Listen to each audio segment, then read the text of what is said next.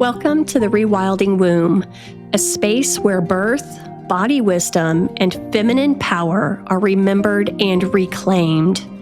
I'm Sabrina, an out-of-hospital midwife devoted to physiological birth, deep listening, and protecting the sacred threshold of pregnancy, birth, and postpartum. And I'm Danielle, a photographer and doula, here to witness, support, and document the raw, transformative journey of being a woman. Together, we're having honest conversations about birth, postpartum, boundaries, and what it means to return to our instincts in a modern world.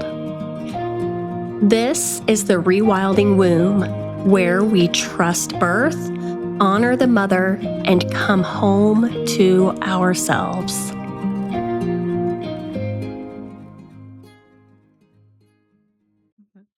Well, welcome to another episode of the Rewilding Womb. Danielle and I are here with Riley today, a two-time home birth mama. Riley and I met way before she even was pregnant with her first child because she knew that home birth was the option that she wanted to go with, which is kind of unusual. Sometimes women having their first babies don't necessarily want to have their baby at home the first time. But Riley is just special and unique, and that's why we have her here today to tell her story, because it's a very empowering story. So we are so thankful that you are here. So glad to be here. Yeah. Yes, thanks for being here. I'm so excited.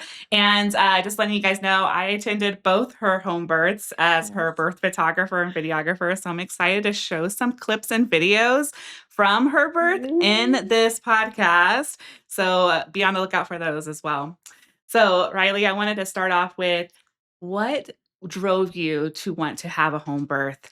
What were your plans in your pregnancy before even reaching out to a midwife, Sabrina? Yeah. So, well, first off, I am very hard-headed. Once I set my mind to something, I'm gonna do it. So it was, I got really sick. I don't even know what year. Probably a couple years before I got pregnant. And I started, moving towards more like the holistic side of things. And I found oils and started following people on social media. And that was before I feel like the crunchy world was like cool. But then I started seeing these women having home births. I'm like, oh, wait a second. What? This is amazing. Tell me more. And I just kept digging and digging. And I feel like probably most people, when they like think of home birth for the first time, they're like, no, that's weird for weird people. Like, oh, yeah, that and like scary. Yes. Or like, why are you not having a hospital birth? That is like, this is your first time baby. You don't know how this birth is going to be like, or the complications that could arise. Yes. So that kind of like, it makes me wonder or ask you too, what were you hearing from the outside world when you did decide to be have a home honest, birth? I think that's also to my advantage because I didn't talk birth. I wasn't, my mom didn't talk to me about my birth, my sister's birth. It was never talked about. And I was like the younger cousin. So there was not really people like around my age. Everyone was older, and yeah, it just wasn't ever talked about. So I didn't know.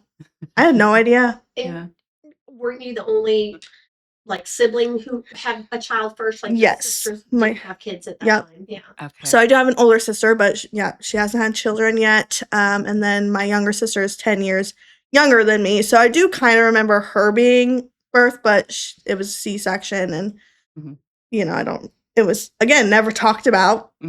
No idea. I just remember sitting in the waiting room, and then she was there and everything was fine. And same thing goes with like breastfeeding. It was never talked about. It was more kind of like frowned upon. Yeah. So I also think that was to my advantage, is I didn't know any different than what I was taking in now as an adult. And so, yeah, I just started watching these videos of these women home birthing, and I was like, I'm doing that. I'm doing that. But I knew my husband was probably going to flip his lid. He was probably going to pass out when I told him, like, oh, this is what I'm doing, by the way.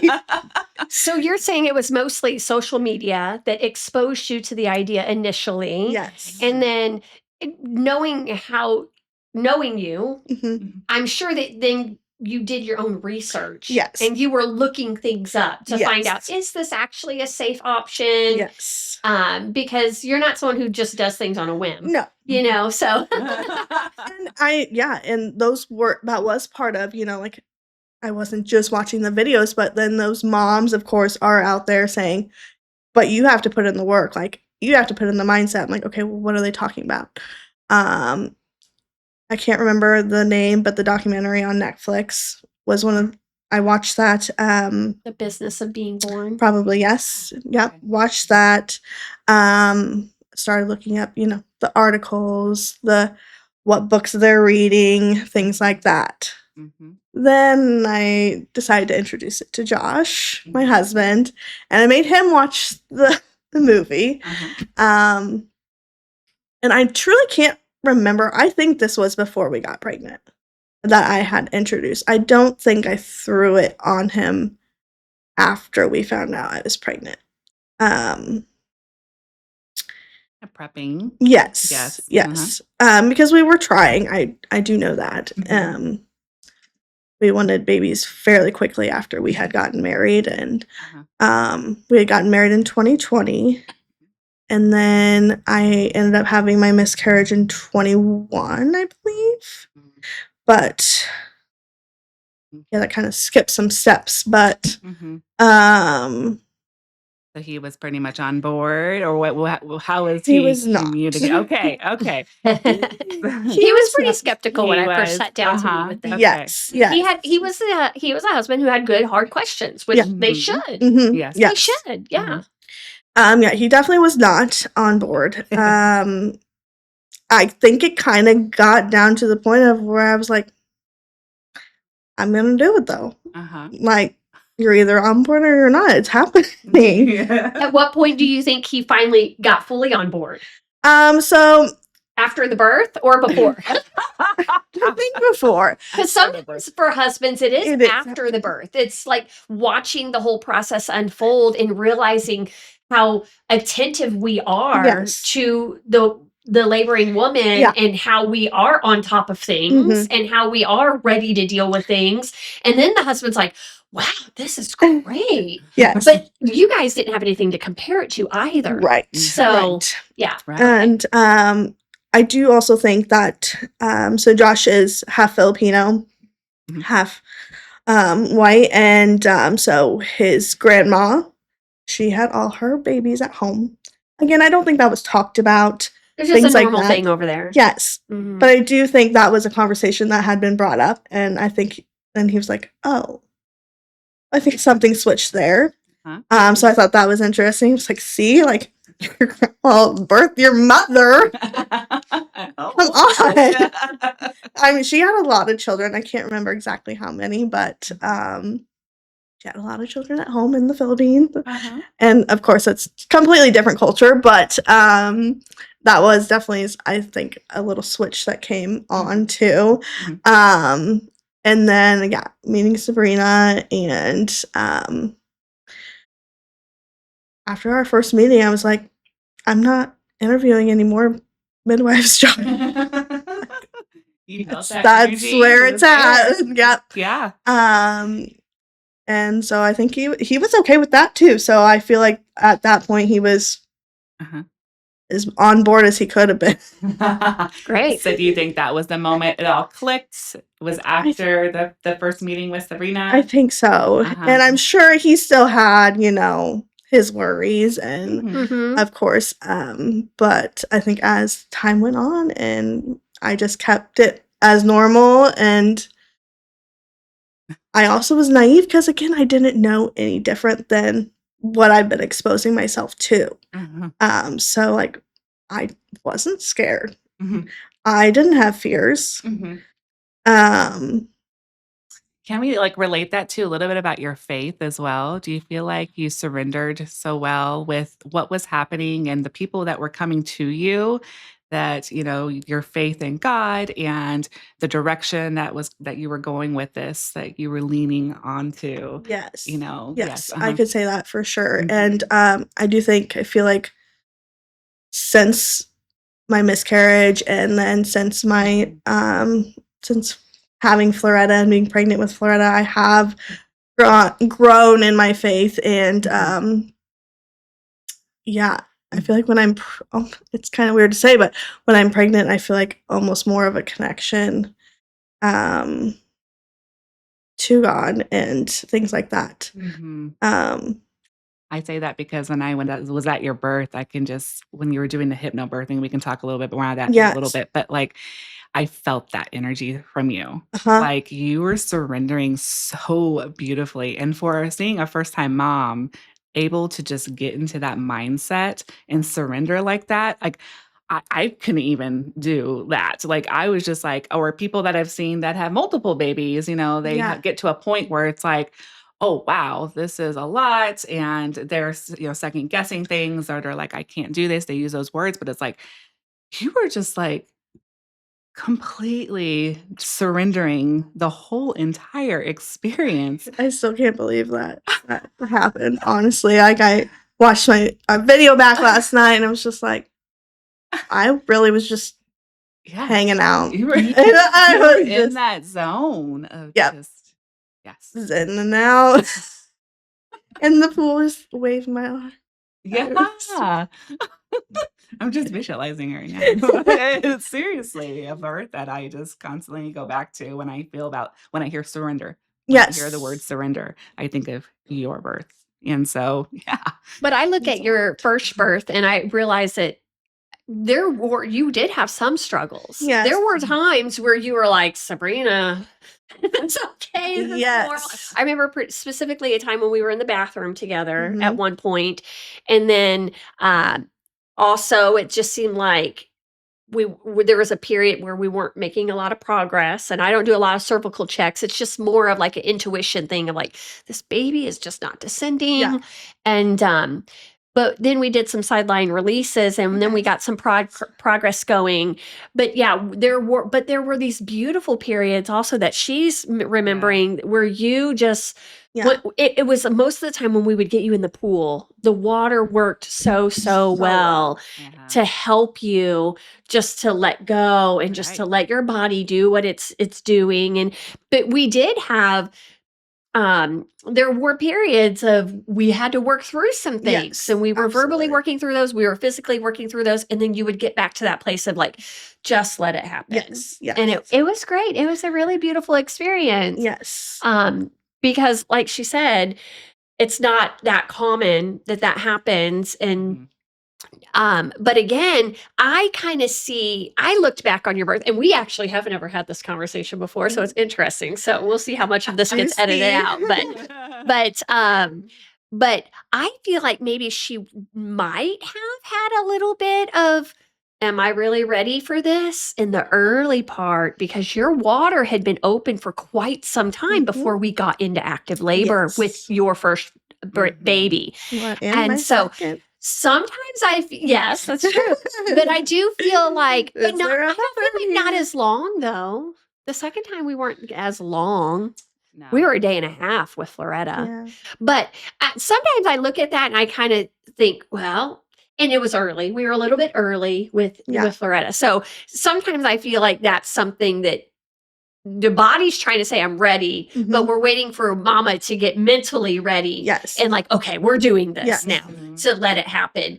And usually I see that when someone's like 42 weeks, and we're Mhm. working and this happens. But Yeah. but I'm just saying, like, It was a beautiful experience, really showing a woman truly surrendering to the process, but it wasn't a easy butter birth. No. Right. It No. was definitely a birth where you were working through your own things, and your team was also helping and supporting you. It wasn't one of those where we're just like sitting Hands back in the off. Yeah. corner, just like la di yeah. da, like this is great. It was definitely we were all working, Yes. but you did so great with not letting doubt like overtake you. Yes. Which is what we see a lot with Right. first time moms. And that's what I'm what like, yes, that's what I'm saying. Like with her, just her mindset. Like she wasn't like, she wasn't throwing off that energy of just anxiety. Like I couldn't feel that off of you. Right. But you were trusting the people that were with you. Yes. And so in that moment, that's how I feel. Like Mhm. you were like, okay, this is the process. This Yes. is what needs to happen.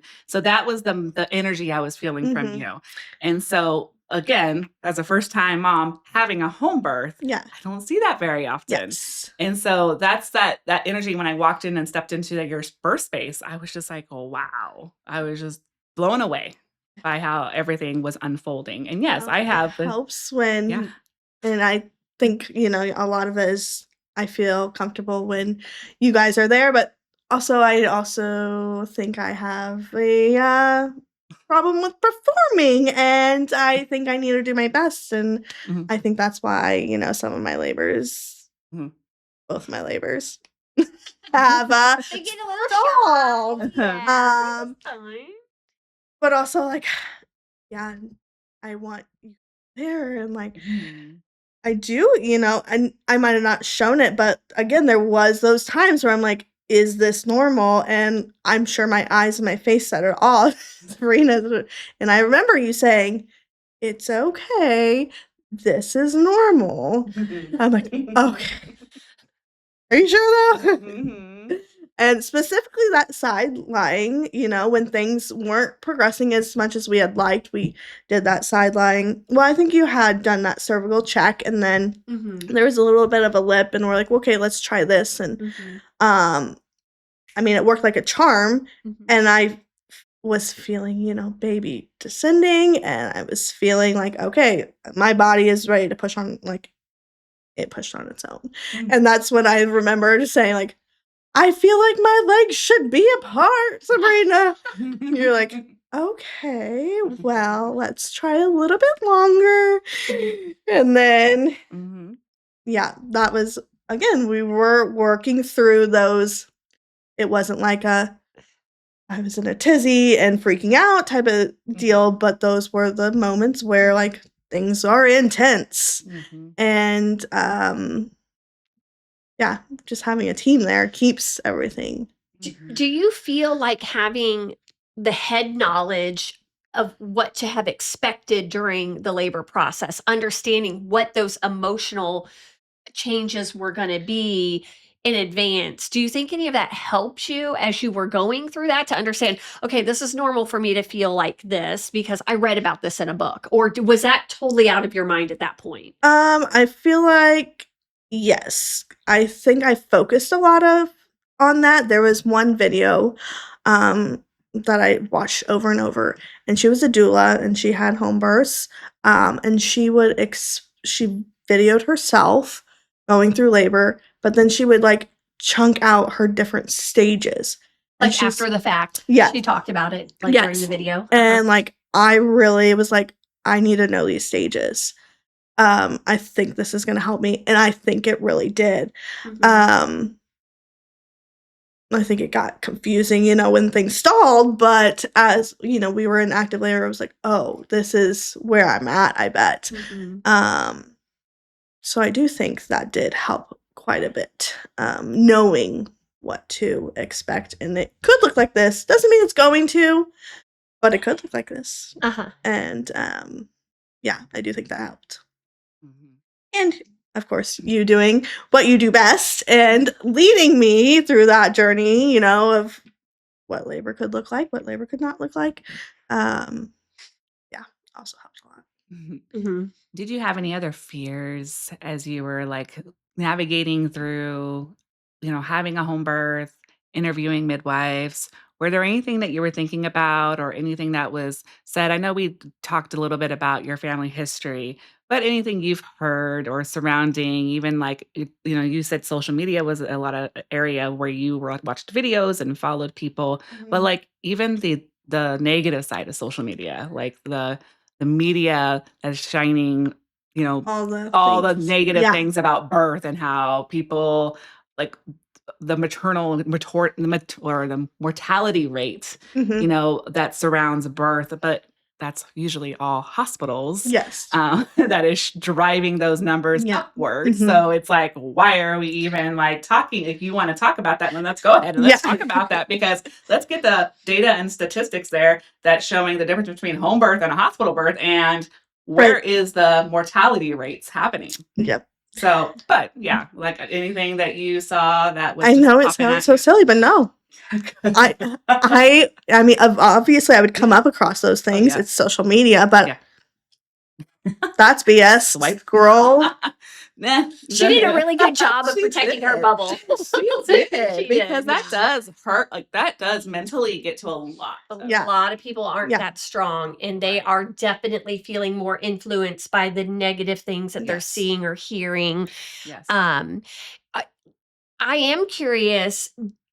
It sounds like you were very strong and confident in your decision, and the way you handled your labor was beautiful and showed that you were very confident in your decision. But I am curious as far as like what you thought birth was, because this is something that a lot of people have, and it's the women who aren't really as invested and as decided as you were and confident. They'll see all these things online about what home birth it looks like, and they're comparing their first experience with someone who's having their fourth or fifth baby, and they're wanting that experience, Yeah. but they're not really as mentally prepared as they should be, even though I've talked them through it Right. for like maybe 20 hours at this point of trying to prepare them for birth. Yeah. They're still not always mentally ready like you were. After the fact, after you actually had your baby, was it what you were expecting? Was it harder than you were expecting? Was it easier than you were expecting? Like, based on what your thoughts about it beforehand and then what your true experience was afterwards, what was that comparison like? I'm just curious. And I remember telling you too, that was hard. It was the hardest thing I've ever done. Like having a baby? Yes. Yeah. Yes. Mhm. Hard. Obviously, I mean, you can't prepare yourself for that as a whole, but I think I was, after the fact, I was just everything was just perfect for me. Mhm. Like, and even, and this comes up in my second birth, our ending of how Florida was, how we had to get out of the pool and things got a little more intense, a little more chaotic than, we would have hoped or, you want. I still was just, it was perfect. Like, Mhm. like I wouldn't have wanted, even though, you do see, other births come out, Mhm. perfectly in the water and, and just they're holding their chest, and some births are like that. Mine was not, but I was still so okay with that. Mhm. And it did bring up a little bit of fear in my second birth after like Mhm. processing, but I also think it was my hormones in that first trimester, because again, it was just so perfect for me until Mhm. that first trimester, and then I started, really thinking more in depth on things and spiraling a little bit, to be Uh-huh. honest. Yeah. But also after I processed through that, Mhm. those feelings were gone. Yeah. I forget where So I was at. do you but- mind if I speak a little bit more specifically about complication that Yes, happened with your yes. first delivery? Mhm. And so just from my perspective, Yeah. that it wasn't really a big complication. And I Right. know you know that. And that's why Right. you look back on it, you're like, hey, everything was fine. Yes. But just to share with the audience a little bit. So Yes. when baby was coming, she had, I wouldn't even say she was stuck. Well, I call these babies sticky babies, not like stuck like a shoulder dystocia, but just babies needing a little bit of help navigating through the pelvis. And so when I see that's happening, I would like to get the women out of the water. And that's what we did. We were like, okay, baby's not progressing. Let's go ahead and get out of the water. Her color's not exactly what I like to see at this point. So let's get out of the water and I can help your baby. And so that's all it was. I just needed to help her just rotate a little bit through that pelvis and bring her on down the rest of the way. And then she just needed a little bit of extra stimulation. A lot of times in home births, we just get to like, oh, baby looks perfect. They're doing great. But with yours, we did have to stimulate her a little bit. And then did I give her some breaths? I think so. Yeah. And so she just needed a little bit of filling her lungs with air just to get that initial, she had a little bit of a hard journey. Yeah. She was in there for a little while. But she once after just a little intervention, she pinked up and she did great. And she did great. And it was not ever a concern or a problem. No, I was not ever at all concerned about you or your baby. And but we did have to get out of the water, and we did have to, like, there were a little bit, like you said, a little bit like, oh, this isn't like that cool, like this was not a butter birth. Like we call, So, but it was, so when you say it was hard, would you say it was harder for you physically, mentally, or emotionally, or all of those things? Like it was just bigger than what you had mentally anticipated? Or was it just one specific, like, man, that was just physically hard? Or it was just, tell me about that. Because I think that can help other women realize, like, because I'll tell people all day, like every time, listen, this is going to be the hardest thing you ever do in your life. And she's serious. I promise your labor is going to take you to the end of yourself. And you will realize that you have more in you than you know. And some people will hear that and they're like, I don't know what she's talking about. It just kind of goes over their head. And then I think some women, when they're in the process, they realize that they're like, oh, maybe this is what she meant by that. Like, I feel overwhelmed and like, I cannot go on. But I was that woman many, many times with all my babies. Like, I can't do this anymore. You know, and so I've been there. And so I understand why women have that crazy look on their face, why they're doubting and why because I've been there with you so many times. And so some women will look back on it and be like, well, it wasn't physically hard. It was just mentally hard. So tell me about your personal experience with how it was harder. I would say mentally and physically.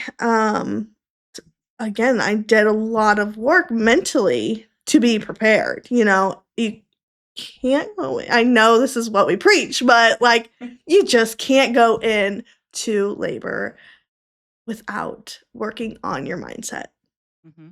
And it gets me every time when I talk about my birth.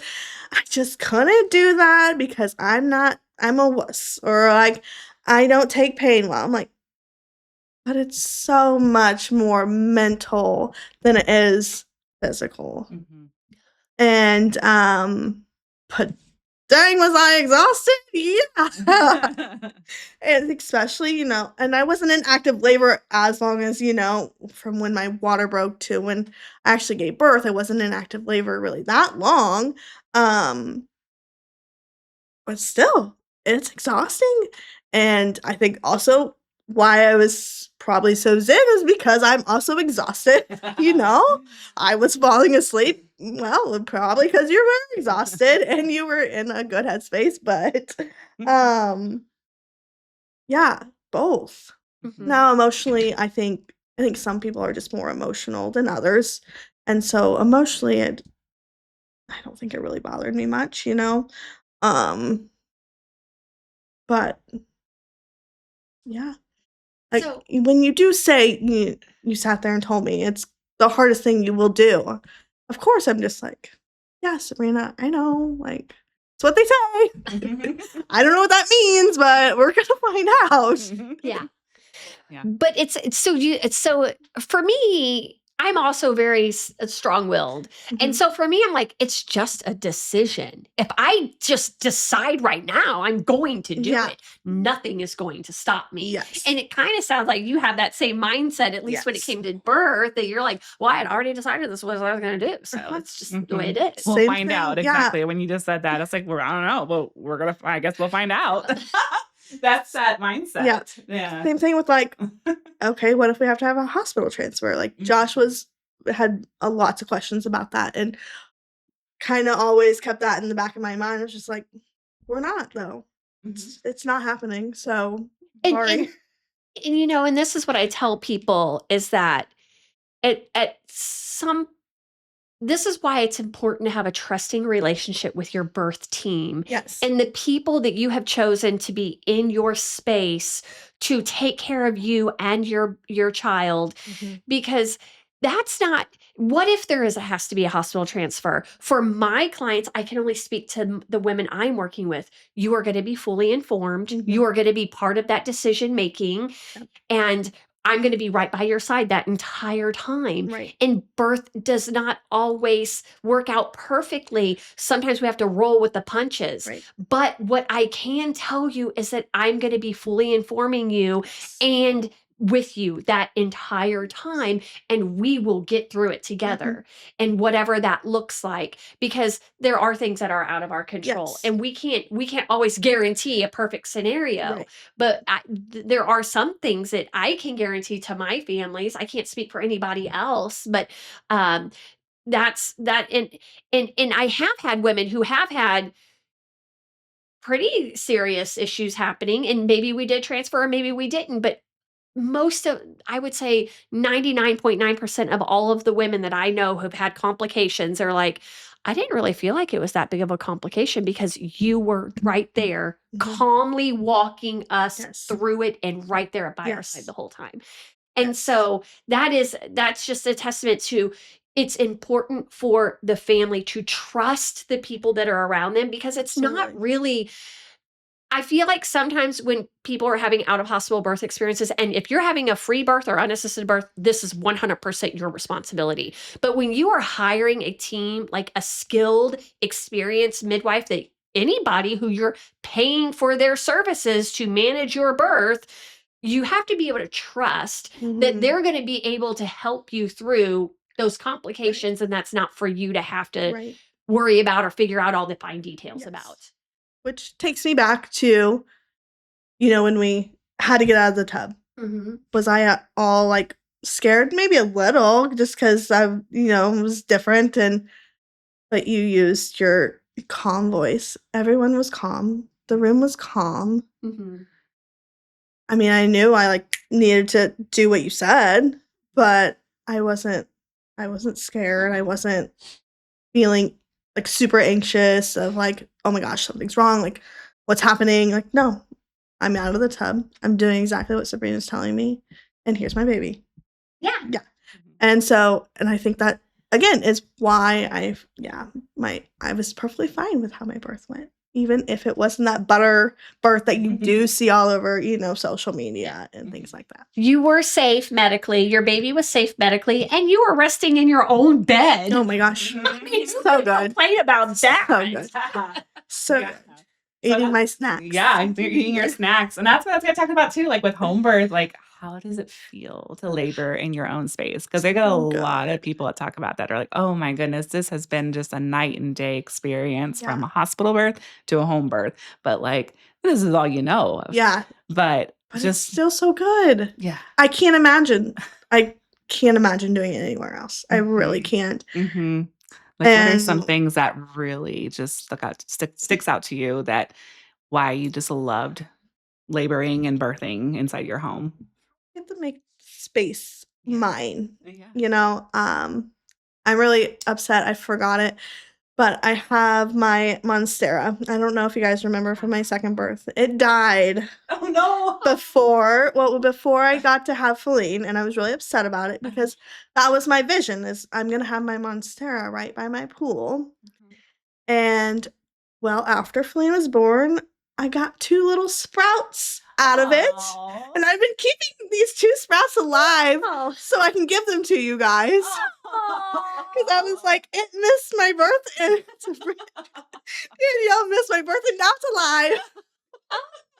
That's amazing. But it's been on my windowsill. Just these 2 sprouts just hanging in some water. I need to give them some dirt. But Because you had ended up replacing that, didn't you? yes, Yeah, my it was sister. replaced. Yeah, my sister bought me a new one, so Yeah. I could have one by my pool, but it wasn't the one, and I was devastated when it died. I was so devastated. I was just like, this is a bad sign or something. I don't know. My poor Monstera. Okay, anyways. So I need to bring that. I feel like there's symbolism there. I feel like there's symbolism there because at what point did you let go of all of your fear of how Floretta's birth went to go step into your next birth? Because you mentioned that because it wasn't that beautiful butter birth, that easy butter birth, Yeah. that you did kind of have some mindset stuff that you had to work through during your next pregnancy, Yeah. preparing for that next birth. And I'm so interested to wonder, like, did that Monstera die when you finally just put that stuff underneath you and said, I'm not going to let that affect me. I'm going to walk into this birth and I'm not going to let those fears or that anxiety and because listen, those are there for a good reason because you lived through that experience and you're like, well, yes. no, it wasn't horrible. We'll get through it again if it happens again. Yeah. But you just don't want it to happen again. Right. You want a little bit of a smoother experience. And so it would be so interesting. Like you're like, oh yeah, I finally dealt with that. And then for whatever reason, the Monstera died and then babies came out of it a few weeks later. I don't know. It had been months later that came out of that soil. After Feline was born, they popped up. That's And amazing. That's so- so interesting. Yep. I'm so upset I forgot that. But That's okay. It's just another reason for us to get together for yes, coffee or something or come see you. Exactly.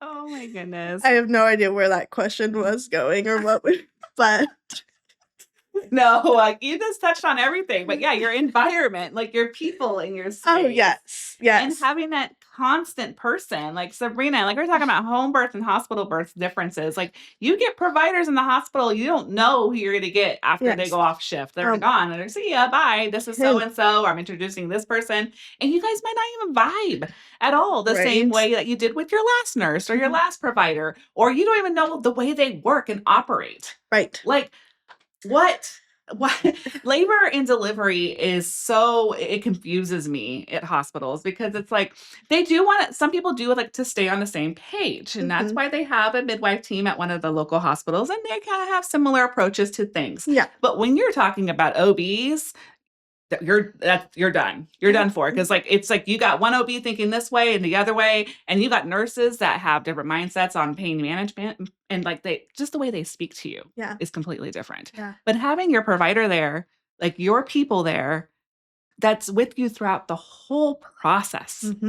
That is something I want first-time moms to think about. Yes. When you are looking at either having a hospital or home birth, like think about who is going to be there the whole time.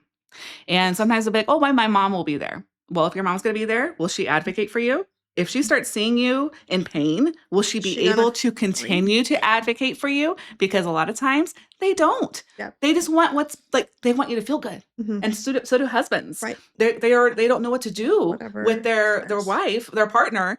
Or the mom's like, I just want you to feel good. Take this pain away, sweetie. I don't want you to feel this pain. Yeah. And so they're going to do most of the time what the doctors tell them or the nurses say. Right.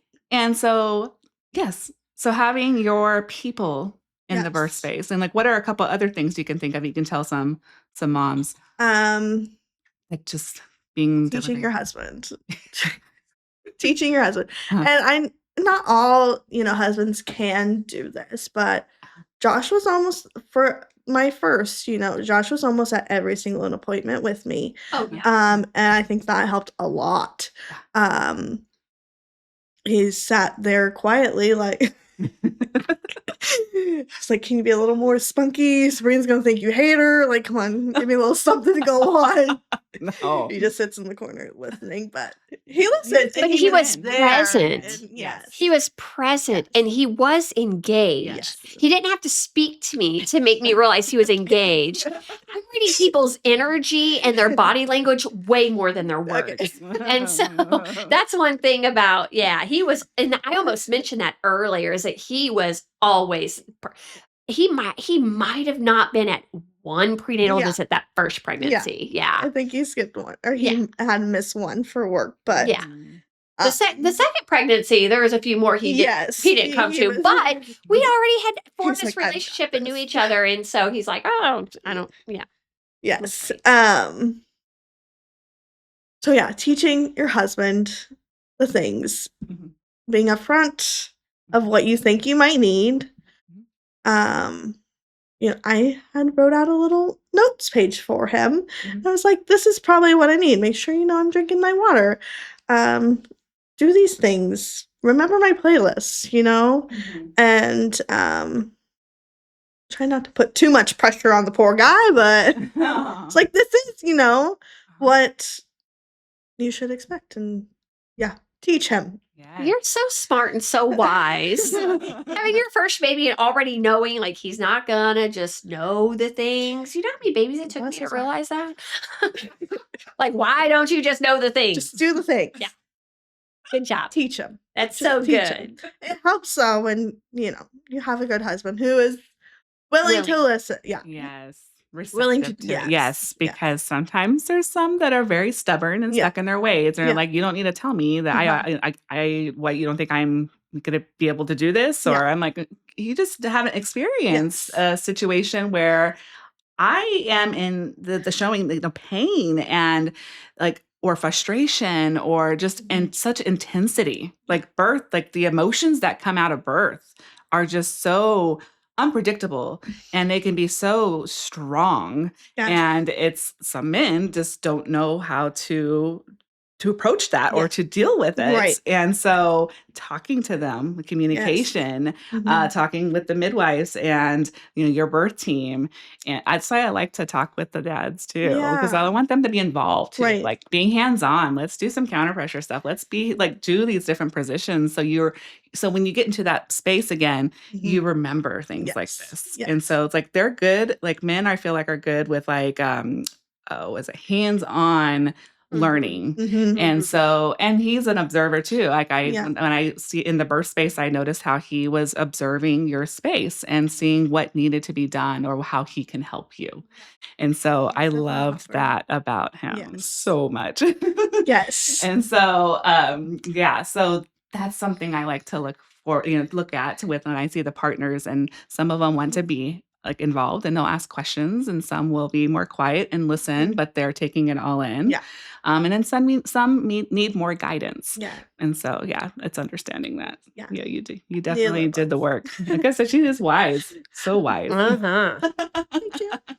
And so that kind of leads me to your environment, anything else you can think about birthing at home, something that kind of just pops up that you just loved about the experience, even maybe postpartum a little bit. Talk about your just postpartum experience with, Again, having, your team and the people that you trust and feel safe with. And again, can you imagine me going to the hospital? I trust you guys so much. I want you there so bad. That's why I call you early every time.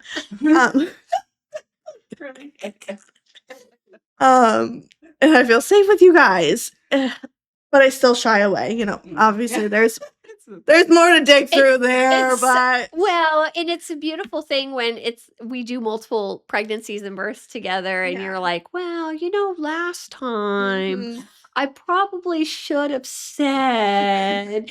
And so Danielle has a question on here that is just perfect for this topic right here. Great. How did your relationship with your body change during pregnancy? But I want to say we experienced something very much on the postpartum side that was and if you don't want to talk about that, that's totally okay.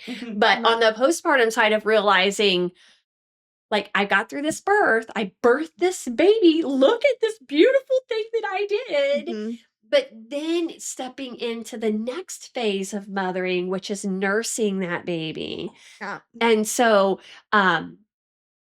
it's just, that was a big transition for you. Yes. That was a really hard mental step for you. Yes. And we were dealing with challenges Mhm. with your baby. Mhm. And so if you wouldn't mind talking about that, Yeah. if that's okay. Yeah. So again, my naive little self who didn't know anything about hospital births or breastfeeding, like I mentioned earlier, just thought, it was gonna just be this natural thing. Your baby just eats from your poop. That's it. Perfect. I can do that. Right? No. It was a lot more. And it didn't hit me. And I can't remember when it did hit me. I don't know. I think we were 3 or 4 weeks 3, out yeah. before I showed, because Floretta was having a hard time gaining. Yes. And obviously there's a number of things that could be contributing to that. Yeah. And so I was coming to see you a lot. Yes. Coming to weigh her and just help troubleshoot these things. And just, I came for an appointment at one point and I was like, wow, she's like gaining fine now. I've just got my boob out. And I'm like, Riley, what's going on different? She's like, nothing really. I just came to like this realization that this is okay. Reflected that I can feel it. Like, it was this mental switch Yeah. that happened for you that it just really goes back to prove, like, so many things that we think are totally physical, Mhm. it's mental. Yes. Like you said earlier, the birth process, it's more mental than it is physical. Yes. That is facts. Yes. Totally facts. But for you, and that was an interesting experience even for me to witness, Mhm. is struggling and with the baby struggling to gain and struggling this, and then turning a corner all of a sudden, and the mom telling me it was me. Something was wrong with my mindset. I was not thinking right about this. And now I just turned a switch and it's different now. Yeah. And now I feel more comfortable with this. It seems to be going easier. Yes. And yeah. And I think, again, growing up, it wasn't talked about. I don't think I've ever seen somebody breastfeed before. Never seen it. So why did I think that I was going to be able to? It blows my mind still. But here we are. And then again, like, it was talked badly about, like, ew, why would you do that? So also I kind of had to like work through that. Like, is this weird? Like, am I okay with this? And then schedule, timing. I only have to feed her every 2 hours. I don't know why she's crying. Why? I didn't understand. It didn't click. And I can't remember. I still don't know. I think you asked me a long time ago too. What book did you read, Riley? That just like, I'm not sure. But I was just reading this book and I probably wasn't really paying much attention to it. But something in there just was like, put your baby to your breast. I'm like, okay. Okay.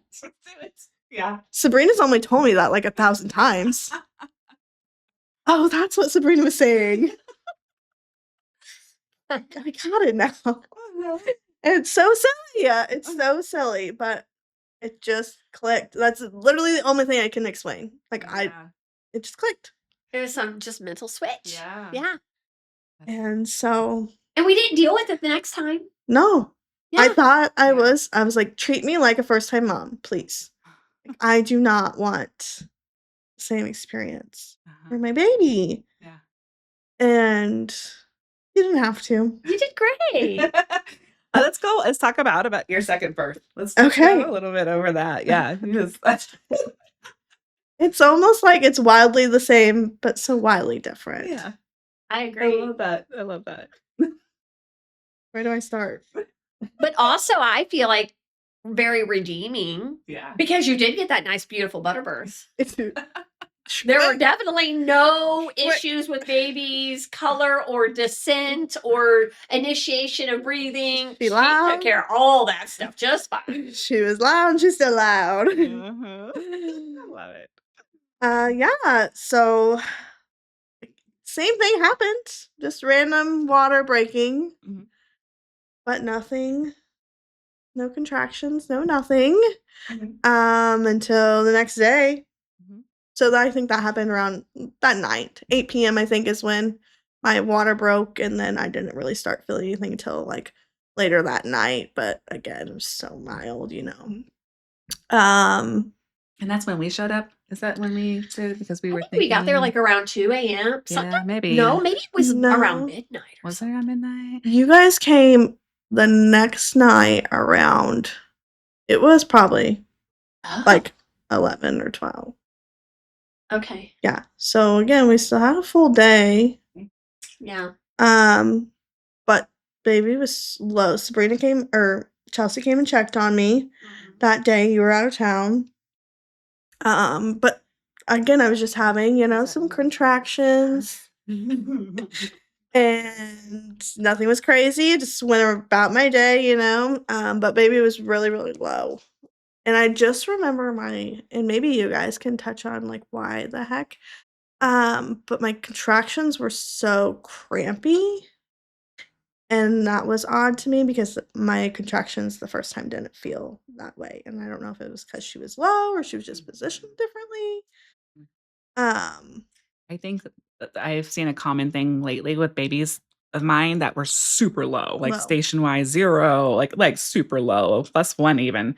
But it was the crampy period cramp type Yes. sensations for Yes. them too. So that's interesting that you say that. So now this Yes. is the third time I've heard that. And so I'm almost like, Yeah. is this a contraction or are these just This really is bad cramps? Ah. But that continued through my whole labor and everything. So Okay. different, very, Different sensation. very different sensation. Yeah. So yeah, Chelsea came and checked on me and things progressed throughout that day. We went outside. I was pulling my weeds, doing some mild circuit Yeah. stuff. And so that evening things were picking up pretty good. And I was like, okay, this is probably I'm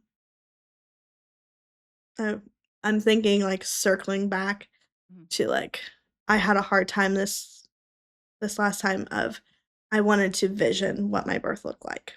And I had a hard time doing that because I didn't know where my first fit in.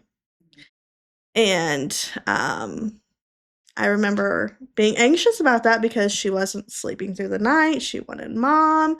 I'm just like, I don't know what that looks like. And I wanted to know what that looked like really bad. And I thought I, let it go and surrendered to that. But as I think reflecting back, I didn't quite really let that go. You mean the control of what your 2-year-old was doing at the time of labor? Mm-hmm. Yeah. Or when I'm going to go into labor and what that. Based on her needs. Yes. Yeah. And so, anyways, I was like, okay, she's going to go to bed. My labor's going to progress. I'm going to have a baby. She's going to wake up in the morning. It's going to be great. This is perfect timing. This is great. So things. That's what we thought was happening too. It's not what happened.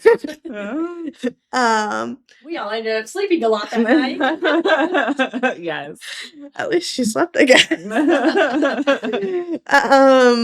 So yeah, that evening, I mean, even during me eating dinner, I was like having to get up and like work through my contractions and things. And so I think I at that point had, touch base, was like, this is kind of what's going on. You're like, okay, great, put your little one to bed and tell me where you're at. I was like, great. And this is where it got a little rocky. She did not want to go to sleep, but I could not lay in her bed. My contractions were so strong. And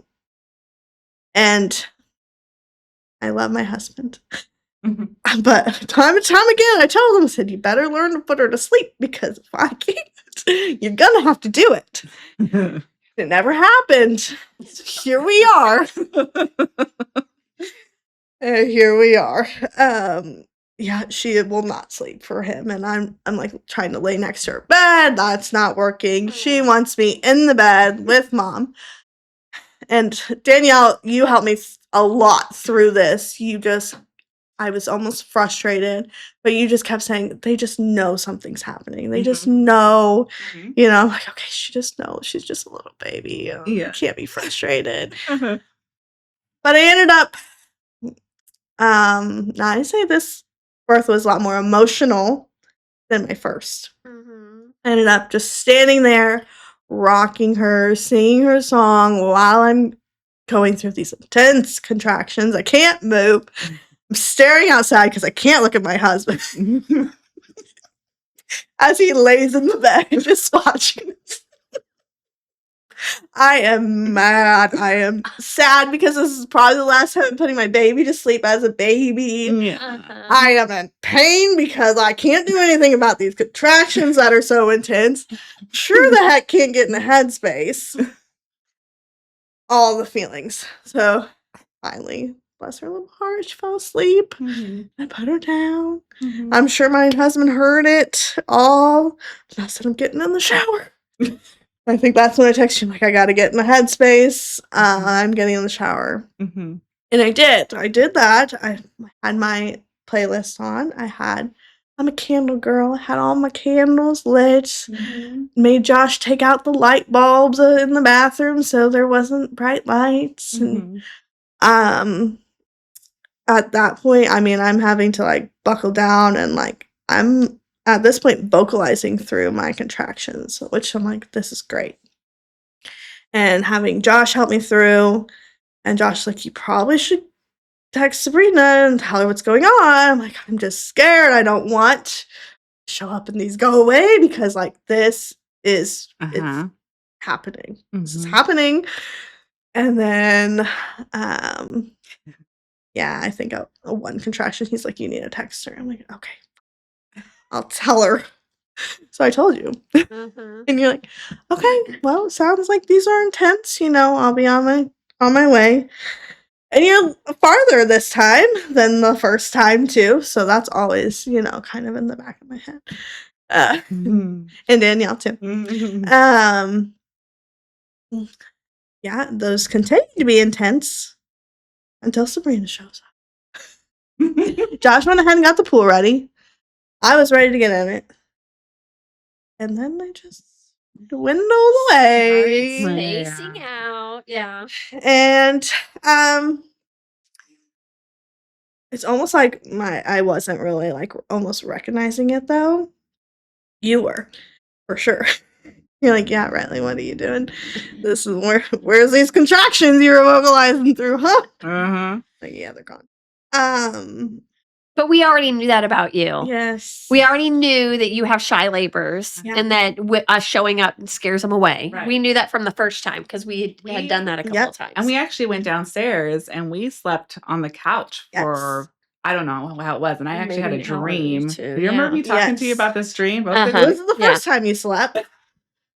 Yes. And then I woke you up. But I remember this dream I had, and I was at your house, and it was the birds were chirping, and it was daylight, and I was just, you remember that? And I said it was morning. And it was sunny. And it was like right in that. Yes, we got the call. I had this whole thing. It was sunny. It was like, how is because that's even gonna happen? Because because she's clearly gonna have a baby, and it's stormy outside. Like, yes, even if the sun comes up, it's gonna be cloudy. Yes. I thought she was crazy. No, I said it was sunny. The sunshine was just beaming through these windows, and I could hear the baby crying and everything. And I this seriously was the moment when I walked into your house. Yeah. So exactly that let's continue. Let's continue. All right, Danielle has a new side gig. We call her. She's got the crystal ball. But if anybody, Danielle has the crystal ball to tell us the truth. Anyway, so yeah, things dwindle and we're trying to get some rest at this point. My daughter's already woken up once. Actually, probably twice at this point because multiple times throughout the night. I feel like she woke up. I said, Josh, just bring her into our bed. If that's where she's gonna stay asleep, bring her in there. So that's what I did. And Josh and Floretta both slept. And I did get some decent sleep at that point too. And then I remember coming downstairs and we did some work, movements. I can't remember what. Get the TINS unit. Yep. Mhm. And then we did some Rebozo. Sifting. I did some sifting. The TINS unit felt great, but Mhm. also I wasn't like having crazy contractions either. So Yeah. so Sabrina's like, okay, go to sleep. Mhm. We're all going to sleep. Mhm. And that's what we did. Mhm. I was waking about every 10 minutes to get up and work through a contraction. But I'm a sleep girl though. I got some sleep.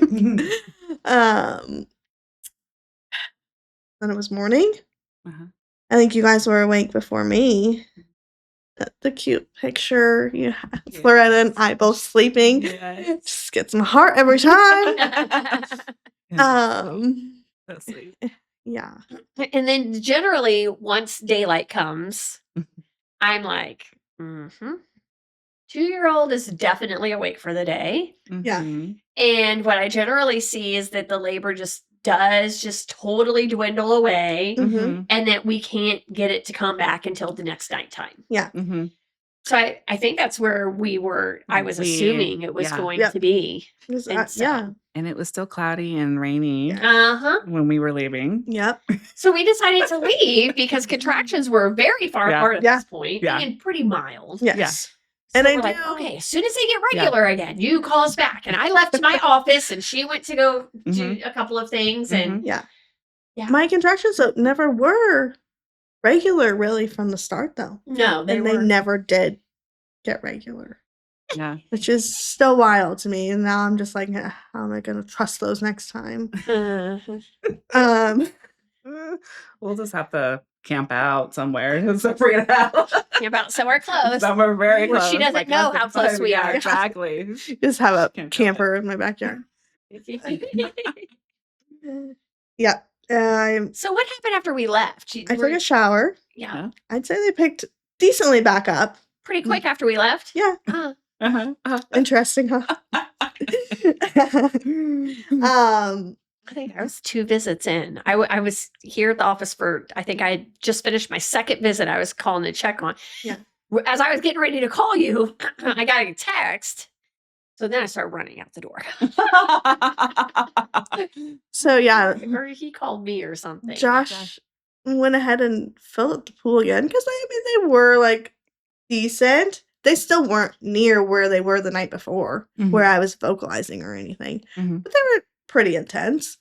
But still very irregular. Oh, so irregular. Yeah. So irregular. Mhm. And I think that's what I updated you guys on. Is like they're here, but they're still just kind of random. Yeah. And I think also what's kind of frustrating and why I have that like emotional piece to this birth was I almost thought like I needed to be alone. I needed to be alone to have this baby. And so like I thought, don't bring Floretta, take Floretta. I had my sister, take her and downstairs. At least she was in the house, but take her downstairs. And like I just needed to get in the headspace. I'm like, am I not in a headspace? Like then I kind of started like getting in my head. Josh was like, I'm just gonna fill this pool back up because this is the only thing we haven't tried, and you're just gonna get in it. I'm like, whatever, Josh. Okay. I guess I'll do that. And then so I was probably in there maybe 5 minutes, and I was like, I miss Floretta. Where's Floretta? So I text my sister. I was like, you guys come up for a little while and chit chat. Nothing's happening. I'm just chilling in a pool.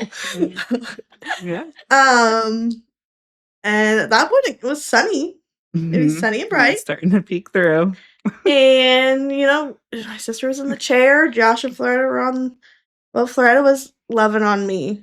That's what Floretta was doing when she first got up there, and it was so sweet. She was giving me water and just loving on me. And I was talking to my sister. She's like, "Yeah, how's it going? What's going on?" I'm like, "Yeah, we don't expect baby probably until later tonight. Maybe this afternoon if we're lucky, Mhm.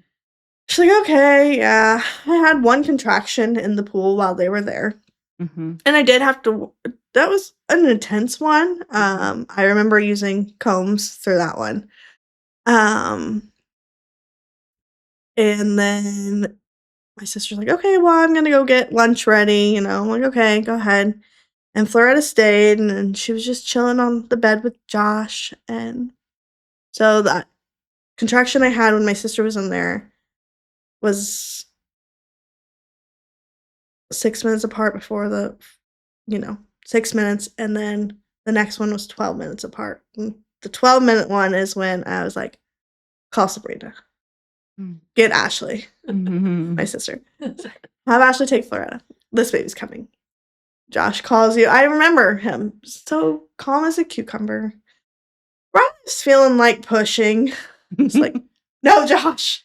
This baby is coming now. Because Sabrina's calm as a cucumber too, Oh, that's great. As I'm running out to the car. Oh, that's great. What's been going on? Literally nothing. Nothing. I've just been chilling into this pool, Sabrina. Nothing has been going on. Yeah, but as soon as that contraction hit, I felt her descend completely. And yeah, here comes her head. And Josh said, I just grabbed the emergency paper and I was just scanning It's a through little it. too late now, Josh. Not supposed to be reading the paper in the moment. Supposed to just be putting the phone down, keep it on speaker, and I talk you through it. I was talking to you, and he's in the corner scanning the paper. I don't know. Was I calm? Or was I... No, I think you were saying calm because I just told you. I was like, listen, if baby's going to come very quickly, it's going to be fine. Yeah. Just trust it. I'll walk you through if there's a problem, we're going to deal with it, But at that point too, it was just happening. Yes. You had no control over it because your body had just decided, okay, I'm going to take over. Yeah. I'm taking over and this baby's coming out. Yep. And that's it. Mm-hmm. And that phone call was 21 minutes. And you were there and we were both on the phone for a while too. You're like, oh, we should probably hang up. So I don't know exactly the time frame. I think she was born about 5 minutes before I got before you got there. Yeah. So yeah. Yeah. And so the thing is, where was your headspace during that? You don't really feel like you were like wrestling with fears or worries or anything, do you? No. Looking back on it, it was not. No. It wasn't a mental struggle where you were just like really struggling with releasing, really struggling with just letting go. Yes. There was nothing like that. That's why I wanted to ask you how I was, because I feel I killed it. I feel like I was very present. Yeah. And I would say so. Yeah, I knew exactly what was happening. And I was in my head talking myself through it, like, this is happening whether you like it or not. And yeah, there really was no thinking about it or freaking out. You can, At that point, when your body is truly taking over, you are just along for the ride. Yes. Yeah. And that was exactly what was happening. Mm-hmm. I remember her crowning. I remember actually like putting my hand down there, like I know what's happening. But once the head was out, shot baby, whole body just shot out. Because you have little bitty babies. Yeah. They're not real big. Yeah. And she had to been in a great position. Mm-hmm. Oh, yeah. I mean, I say that you have little babies. Floretta was also a small baby, but she needed a little help. Yeah. Mm-hmm. So it's about positioning, baby's positioning. Yes. I just remember saying, she's out. And Sabrina saying, her head? No. And then she was screaming, and you're like, oh, okay. She's all the way out. Yeah. Yeah. But it was crazy because when we walked in, I got there, and it was sunny. It was very sunny. Very sunny. And the sun had come out, and I was the first there. And then my assist came a few minutes later, maybe 10, 15 minutes later. And then Danielle came even after that. Yeah. And so, but it was not like you were just like this beautiful human holding a brand new baby. Like it wasn't. It's because your labor was so weird and so unusual and so not textbook, which we do see a lot of the times.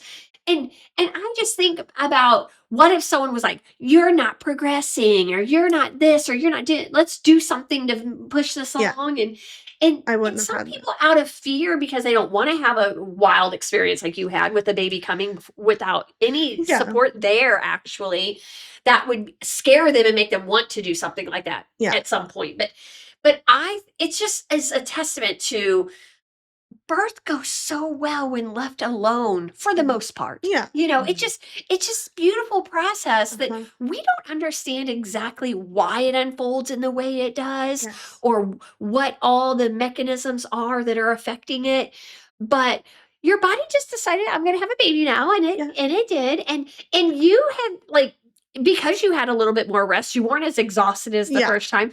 You just look like this beautiful woman holding this beautiful baby. And the pictures that that Danielle's gonna share is gonna make everyone else realize it. Just like you just had this smile on your face, and it was just perfect. Oh gosh, it was so perfect. And I do want to jump back because we talked about me having some fears from the first part, which again, me being so present, I was like, that fear kind of, let me go back a little bit. With Floretta, she kind of like would come in and come out. You could feel that. Yes. And I think, again, it was taking a little bit longer and, so with this one, I could feel it too. And I was like, I know that this is supposed to happen, but it was a fear of mine. Is it popping up again? So I was like, just ask Sabrina. Just ask Sabrina. And that's what I said. I said, her head's coming out and back in a few times. Is that okay? You're like, your body's doing exactly what it should. It's okay. And then boom, fear gone. And I just remember that moment because at just a little bit, that fear kind of crept back in. And I was like, just ask, Riley. Just ask. And so I did. And then again, she was fine. That head just came out perfectly. And then I'll check the body. Her body. Just a woo. I can totally visualize that right now. And yes. And part of me, again, that emotional part, I'm just like, maybe I needed Floretta the whole time. Maybe I was fighting that. I was fighting that I thought I needed to be alone and be in my headspace when really I just needed to be. She helped you release. She just, I needed my little baby. Oh. A part of it, maybe. And good, she like missed the actual birth, but I mean, what else would have just triggered me to felt comfortable to just that oxytocin flow. Yeah. That's what she was there. And you said she was touching your hair and she was stroking your hair and she was giving you water. That is oxytocin right there. Yeah. And then maybe that was just that little push and nudge to just help things go.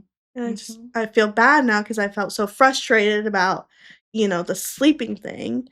And this is just another example of our mothering is always getting us out of our comfort zone and getting us out of what we think is the right path. And then, nature is like, nope, that's not the right path for you. This is the right path for you. Yes. And so we think, okay, it's going to be ideal. The child's asleep. Yeah. And for a lot of women, that is absolutely the way. They will not have a baby unless the children are away or are asleep. They will not let their body do it. Yeah. But for some of us, it doesn't matter. Yeah. For some of us, none of that matters. We're more maternal and more family knit that we need our people closer to us to relax. Yes. And let it happen. Yeah. And that's the beauty of just individuality of like every woman being their own individual unique self, and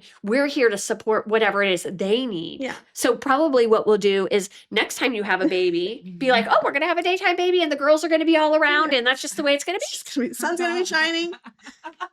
But you know what? And then always having to be prepared in our mind for maybe that's not how it goes, Yeah. but that's what we think in our Yes. mind that Yeah. that's how it should go. Mhm. But it could be different next time. Yeah. Yeah. Mhm. And that's at least the hardest part, I feel like, for me is The unknown. yes. I can surrender my body to, but I also have to surrender to the unknown too. Mhm. Yeah. Yeah. So, reflecting on all this, for a first-time mom that's listening right now, what would you tell someone that is looking at doing a home birth but has some fears surrounding it? What are some words that you can share with her? You That can might- do it. Yeah. You can do it. Mhm. And I'm not one that is great with my words, and Mhm. Sabrina, you guys are both so good with your words. It just always blows me away. I'm just like, how do they do that? I'm good at writing stuff, I but mean, I don't know about honestly, you writing. guys are in the careers you are because, oh my gosh.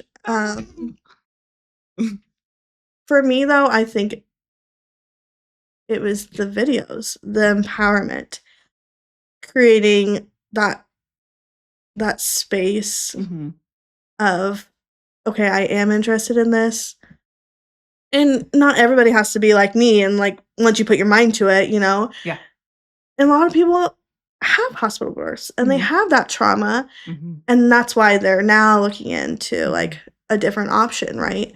Mhm. I think putting themselves out there to ask the questions, to find those people, Mhm. um Surrounding themselves with like good positive stories. yes. Because I feel like with some, I know you didn't have it with your family, but there's a lot of people that hear horror stories from Yes. their family members. Oh, Well, my yes. birth ended up like this. Like, why would you even want an unmedicated birth? Mhm. Or it's just constant from Yes. family. And it's not Yeah. necessary and it's not helpful. Yeah. Not helpful at all. We could play what ifs all day. Mhm. And that's what I hate about it is, Mhm.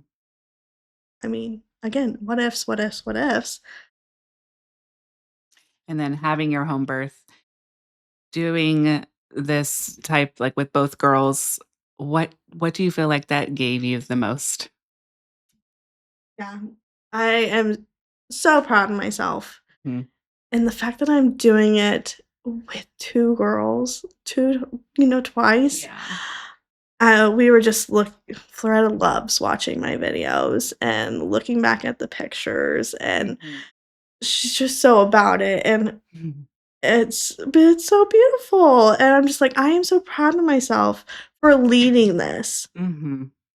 for setting this example, and being here talking, and hopefully I can do that for other women as well.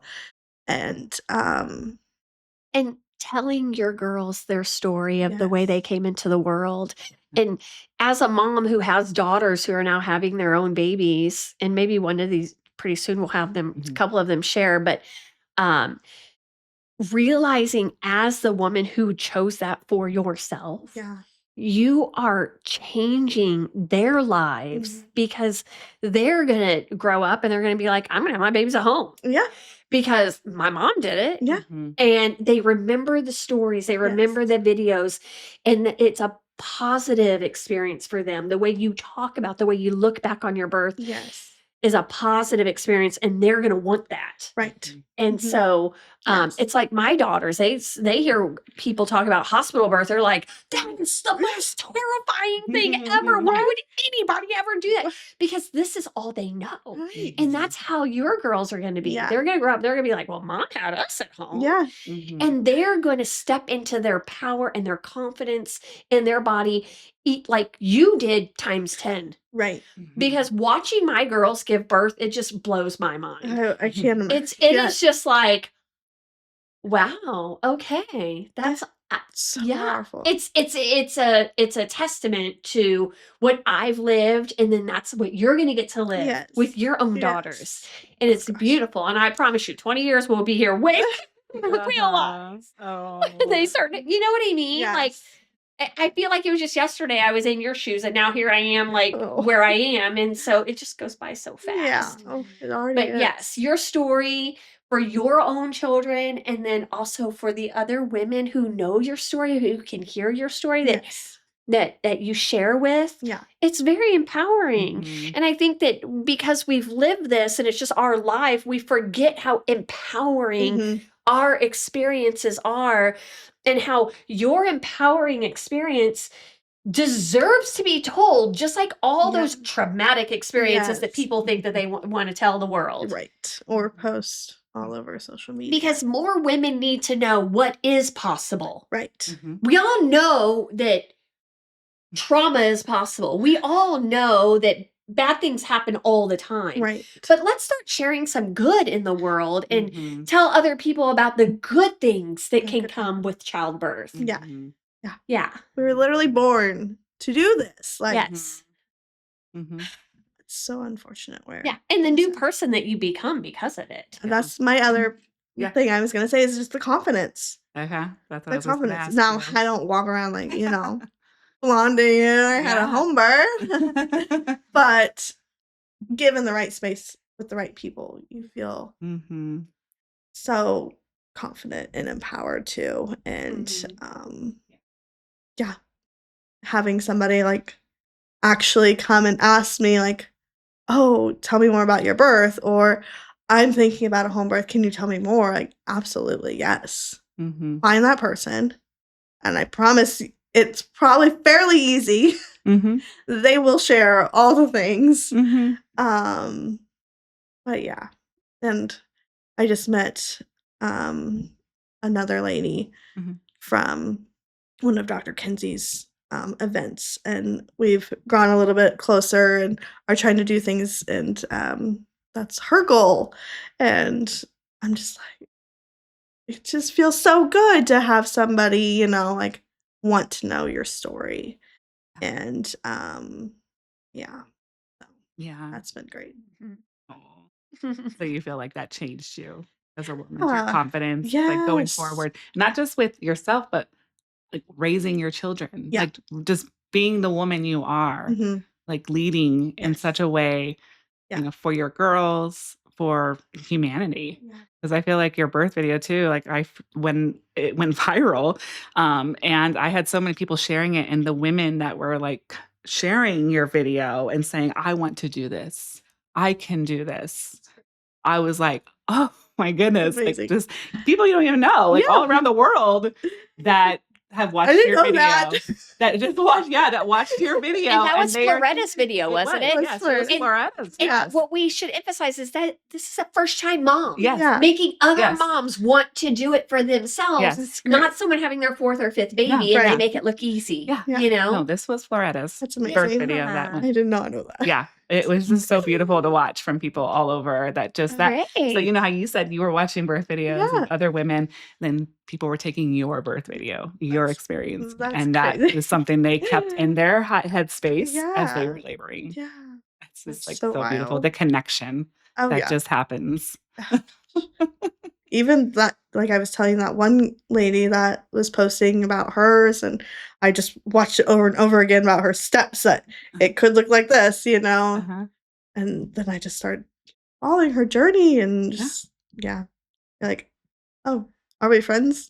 I love it. That Right. was cool. Well, Yeah. thank you so much Gosh, for thank you for being having here. me. And I'm excited Yeah. to share this with everyone and Oh, the yes. videos and the images that they'll be able to see if they're They're so watching, good. on with video. Yes. But yeah. They're so good. You should watch it with video. Well, thanks again for being here with Thank you us. for having me. Thank you, guys. Riley. So honored. I feel so special. No. You are special. Yeah, That's thank why you. you should feel that way. All right. Well, next time, get together. I give you my Monstera. Oh, yes. Or your monstera? Yes. I'd love it. Yes. I need more plants. Absolutely. I know. I'm Babies. all about plants in my house. I can see it. So I'm excited for that. So, all right, guys. Well, we will talk to you soon on the next episode.